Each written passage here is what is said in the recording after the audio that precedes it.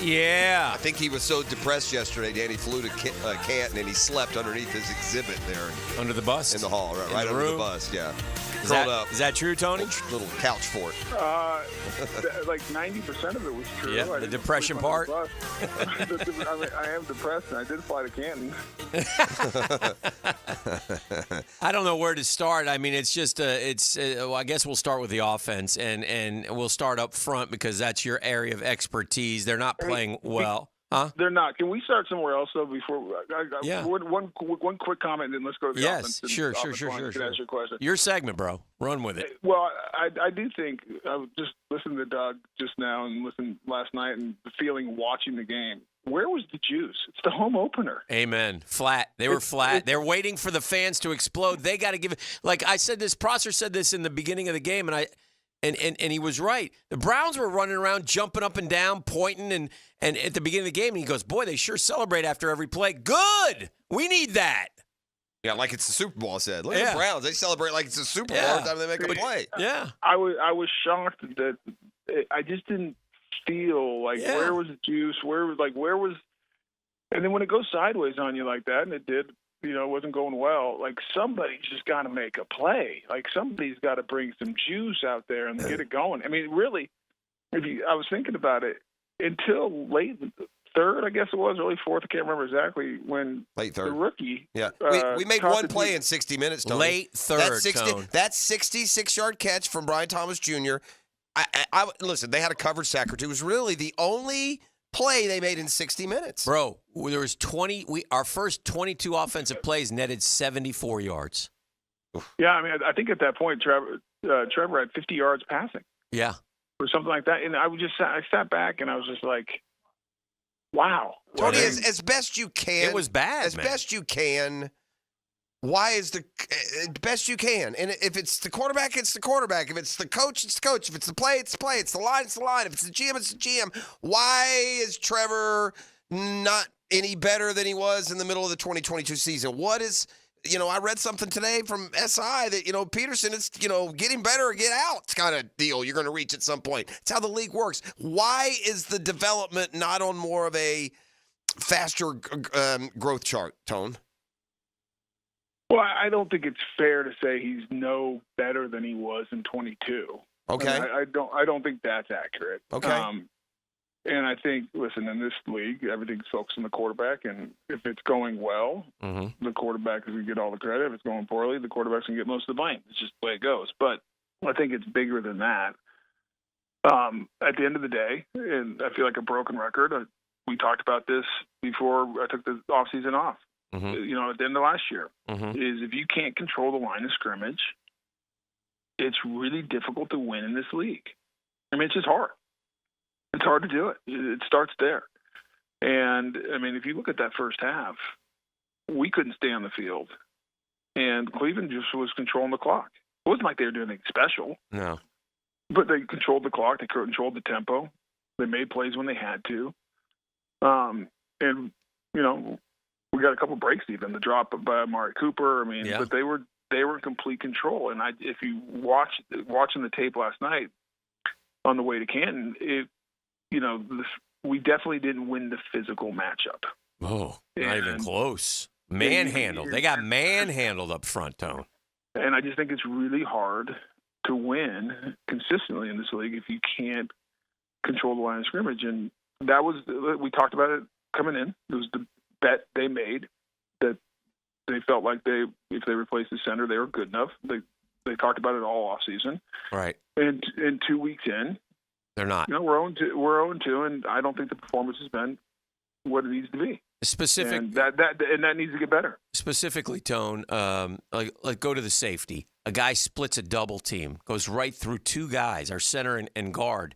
I saw Anton Harrison ETN kicked his back foot. Yeah, you got tripped. Bad look. But that one doesn't bother me. I mean, if you play tackle, I've been there. Yeah. I've been tripped before, and you want to kill the back because everyone's looking at you going, what in the hell has happened to him?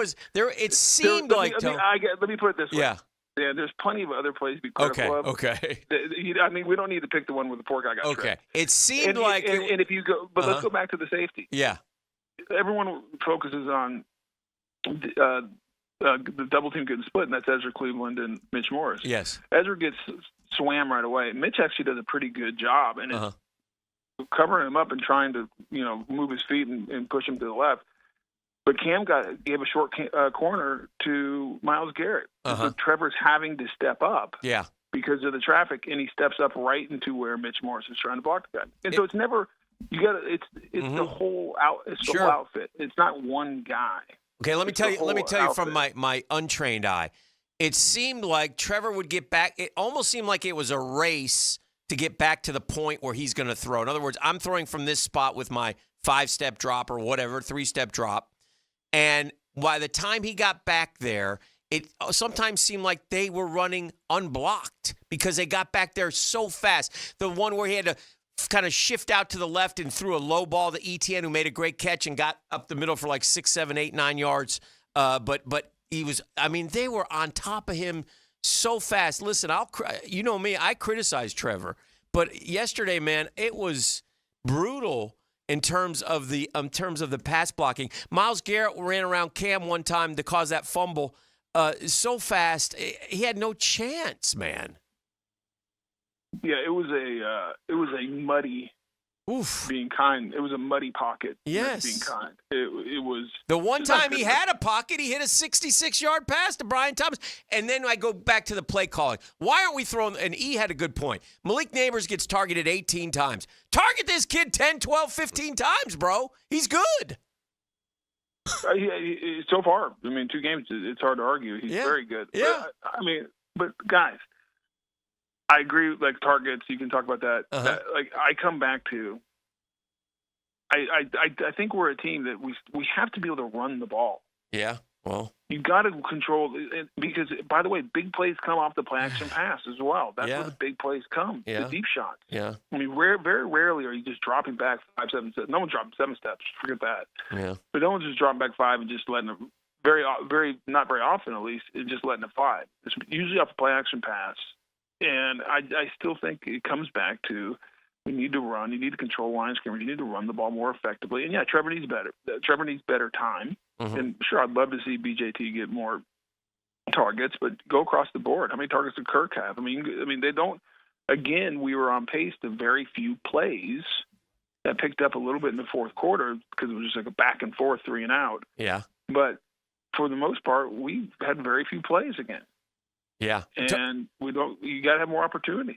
You got to stay on the field. You got to control the clock. And defensively, that's not good enough against that Browns. They only gave up 20 points. I know. Or 18 points, excuse me. Yeah.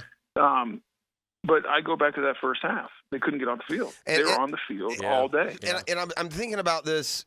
We almost make fun of not make fun, but we roll our eyes a little bit when Jack Del Rio used the term affect the pocket, right? It's not all about the sacks. That's right. Yesterday's a great example. We can't get to the court. Trevor is never even, and maybe some of it's the athleticism, but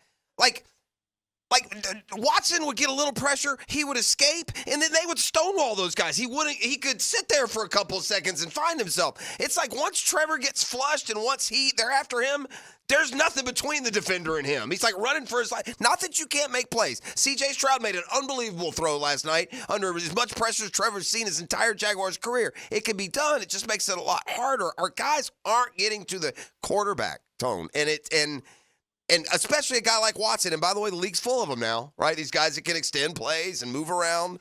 Go ahead. Yeah, no, the pressure was, I agree. I'm not saying it wasn't great by any means. Yeah. But it's affecting the play though. They don't make him get rid of it quick. They don't make him off his spot. Even when they do sometimes when they get pressure, if the guy escapes, he's got too much time to calm himself. It doesn't. Well, I think the way I look at it, if you go back and look at Week 1 against the Cowboys, Deshaun Watson gets hit early, and he actually had decent time later in that game. At times in that game, but he was so shocked, and he's looking at the rush, and he was actually running into sacks in that Cowboys game. Right. And so I thought us hitting him early would have really helped. And we just didn't get it done. Getting after him early, hitting him, and bringing those eyes down for him to watch the rush again, I think would have been obviously much more effective. Might I add, they were missing their starting offensive tackles. Let's not forget that, Tone. They were. I mean, so that's where, somebody's got, our superstar defensive players, our two edge guys, got to dominate that game. It's time for them to dominate. In fairness, I mean, yeah, Josh had 4 hits on the quarterback and a sack. Yeah. I mean, would I like even more? Absolutely. Well, I wanted 4.5 like Hutch had yesterday. I get it. Yeah, 4.5 and lost. Yeah, that's true. So did we. How about this? I'd like just to get a win. That would be nice. But at the end of the day, and I guess I think this is what I listened to part of Doug's press conference. I think he was alluding to. At some point, players got to make plays. Right. I mean, this is a players' league. Yes. But I'm just telling you, watching, there were plays to be had out there. Yeah, and sometimes it was Trevor missed them. Sometimes we didn't protect. Like, there's plays to be had. And sure, could they call the game better? Yeah, but you can go back on every NFL game and say, boy, if we'd have called this or done this or whatever. Yeah, but Tone, the communication, Tone. Come on. Unacceptable. Yeah. That's fair. Yeah. What is unacceptable is having to burn 2 timeouts on an offensive drive in the tight red zone. In the red zone, man. It was like we weren't it's like I don't know what it is. Third year, Tone. I don't know if it's Trevor getting the call in late. Mm-hmm. I don't know if the guys are slow out of the huddle. I don't know what it is. Seems like it's a combination according to Trevor, but yeah. It is unacceptable to burn 2 timeouts there because that hurts you later in that half because you can't stop the clock to get another possession. Right. Which you could have stole another possession before the half if you had those timeouts. Yeah. Yeah. And that's just bad football. That's like you can't do that. But, there's right now you're 0-2. You go to Buffalo next week. Oh boy. On Monday night. You got to find a way to win. And this is where you find out kind of what you got. Yeah.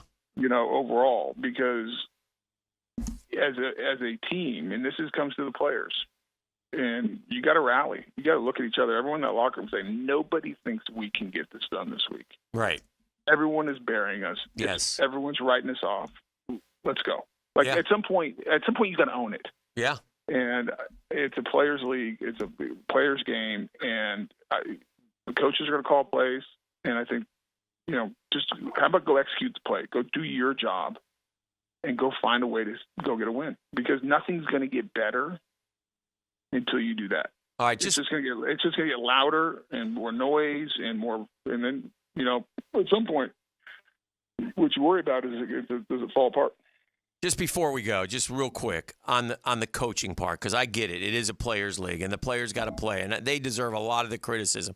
2 questions. Is there any chance at all that these Doug Peterson's offense has gotten stale? Do the coaches got to look and say, okay, look, let's try some of this. They got us figured out. I don't know what it is. And then the other specific question is on the safety. You can't trust your offensive line. Don't you got to throw a slant coming out of there just to get the ball out of there first? You still, I know it's 2 minutes, but it seemed like it was a slow developing play as well. So just those 2. I don't know if it was slow developing. Two Mississippi. Yeah. It didn't have a chance to develop. I don't. I mean, it's hard for me to put that on the. Well, how about one step and throw it on a slant and get it out to the 6 or 7, and then let's go. I mean, okay, but there's guys playing coverage. Yeah, I know. Throwing those inside routes. All right, what about the offensive play? Backers can drop into coverage. All right, what about the offensive play calling? Is there any chance that they've that the league has got do they need to change things up? I'm not a big believer in scrapping everything after 2 weeks. I'm not saying scrapping everything. No. I'm just But what do you? But changing up what? What are you going to call? More gap plays instead of stretch plays. You're gonna what are you gonna do? Tell me what it is. Everyone's Help running me. I don't know. I'm trying to. Everyone's running the same stuff. I've watched 6 quarters of crap on offense, Tone. I'm trying to think here. Yeah, I mean, maybe drop back and just throw it to BJT every time. I don't know. Okay. All right. I'm going to be a broken record until it changes. If you don't win in the trenches, it's hard to win in this league. And we can't run. The stats are okay, but we can't run when we need to. That's the problem. I think. Well, I mean, okay, look at the stats. It's fine. Yeah. Turn on the tape and tell me who won the Lions. Who won the physical battle? Who won the physical battle yesterday? They did. 100%. That's usually who wins the game. Yeah. All right, my man. We got to run. Appreciate you. Great stuff as always. Enjoy Canton. Thank you, Tone. See you guys. All right, there he goes. Don Anthony Boselli.